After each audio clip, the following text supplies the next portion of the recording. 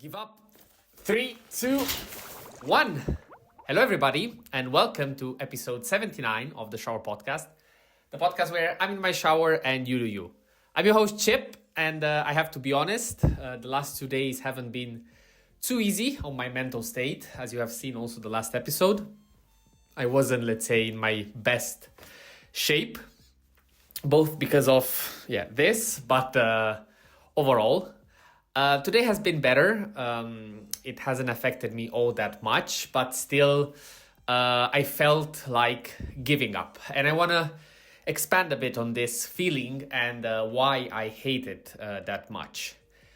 Mostly because I feel that it can be so dangerous because it takes basically nothing to end up in a spiral where you start, let's say, unticking the box and all the good practices that you have built. I'm gonna bring up my example and then maybe I will try to extrapolate something out of it, as we usually do within these episodes. But for example, since I had this injury, I have let stuff a bit randomly around the house. I haven't kept my place tidy. And again, this is something that if you also listen to some previous episodes, but it's something that I care a lot about.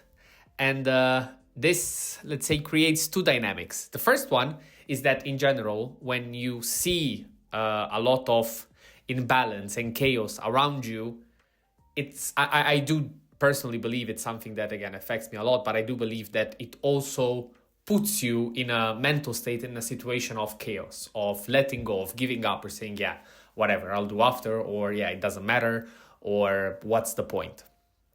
And the second one is, by contrast, is that given that I care so much about my surroundings, the moment that I'm not really giving it the attention that I want to give it, or that I would give it on a normal basis, it makes me hate it even more. And it creates that toxic loop in which you say to yourself, you should do something about it, but then you don't do it because you don't have the mind to do it. And therefore, it loops back even worse into, see, you did even less. And then it becomes worse and worse. How do you get out of that? You have to find something like this or any kind of activity that breaks the loop. I believe that even though it's fundamental to do anything in life, if you don't build a solid habit, a solid routine, or you don't give yourself the chance to be pragmatic and repetitive about what you do, it's hard to do great stuff, because great stuff comes with time and you repeating that stuff over and over again. Now, when you do repeat, you have to, try to do a bit better, because again, it's delusional. And I actually love the quote that it's absolutely insane expecting a different result by doing the exact same thing. And I would say that it's not something that we should take as a 100%, because there are situations in which, and maybe again, this is a topic for another episode that I want to bring, but it's not only about not doing the right thing. Timing is a tremendous monster, and we should treat it with a lot of care, because it can be very tricky. So most of the time, if you put yourself into a mental state of, okay, I have to do this and I know I'm doing the right thing, until you have a super validation that, maybe your idea was wrong, it's good to continue. I don't want to, let's say, bring again myself, but again, this kind of experiment and these episodes, I know that I'm doing the right thing for me. I know that I'm following what I had in mind and how I envisioned these episodes. And even though I know, and with certainty, that changing schedule, changing topics, not, let's say, tightening the topics and trying to go into only a single kind of argument would help the podcast. At the same time, I know it would ruin me and it would make this a bit too complicated and stressful for myself. And I'm not at that point, or at least, again, what I'm doing right now, for me, it's more than fine. So I'm going to continue with that.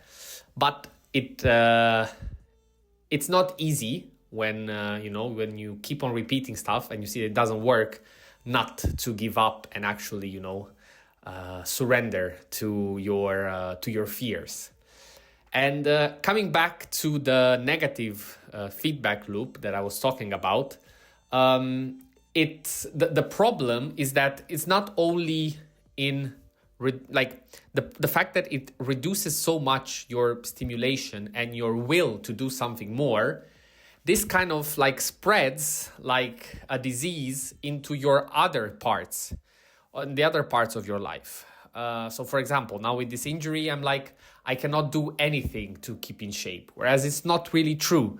Maybe again, for the first period, I should, and that's the hard part, understand that it's okay to do nothing, but down the line, I should be okay. What are my potential alternatives given my current situation?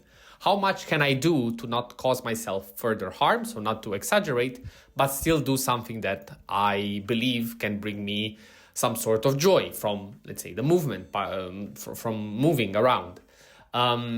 What can I do to actually not let this condition myself and continue to do the right things? Also, it can spread to, as I was saying, the things that projects that you started, when you enter this down period, you're like, yeah, whatever, I don't want to do it, or I have to focus on something else. Whereas those are the things that you should be focusing on because they keep you, they keep your morale up and they keep you busy, so you don't focus on the negatives. And the more you do the things that, let's say, you wanted to do and that you planned initially, the more you'll feel better. And overall, what I feel that for sure the thing that I'll be doing after, let's say, posting this episode is fixing my surroundings. Again, it's a first step, and I think that it's something that definitely would help me because, as I discussed also previously, the moment that everything is in harmony around you, you will feel wrong at not doing the right thing, if you know what I mean. I can bring you the example of, the country where I live, in Switzerland, where it's not so much the, let's say, the inner feeling of, oh, I have to behave or I have to do right. But the moment that everyone around you follows the rules, everything is tidy, everything is neat, everything works, it's kind of impossible for you to just decide to do worse and not follow the rules. Whereas if you're in an environment where already chaos is there, you doing something extra won't change the grand scheme of things.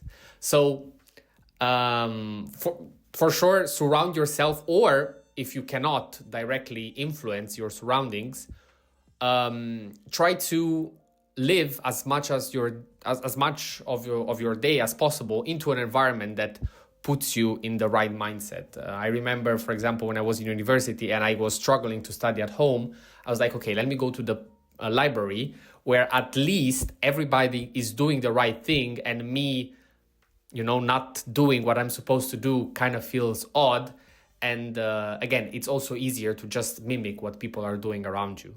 And as always, the hardest part when you're stuck is to do that first initial step. Once you build momentum, everything seems easy, everything seems normal, and when you are in the moment, you're like, oh my God, why did I stop, or why was I struggling? Well, because you didn't have momentum. And what now feels super easy, 10 minutes ago was super hard, because there is, let's say, a step, a very big one that you have to surpass when you need to do something. And that's why also it's super recommended to do very small things, all one after the other at the start, so that you build that momentum, and also the tougher things will look a bit more easy. So don't give up, and don't accept that feeling of resignation. It's just super momentary, and always look back on the moments where you were actually doing good, because that's what sets the tone. That momentary feeling that feels infinite and feels like it's the average. It's not. It's just your perception, because again, you are in a, let's say, not so desirable spot. Having said that, I will keep my promise, and I will finish the episode here so that I can get back to the real stuff. Thank you very much for listening.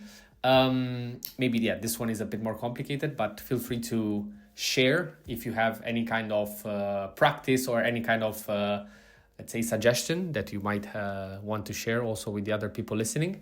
It's always a pleasure to read your insights. And having said that, this was episode 79 of the Shower Podcast. Thank you very much for listening, and see you at the next one.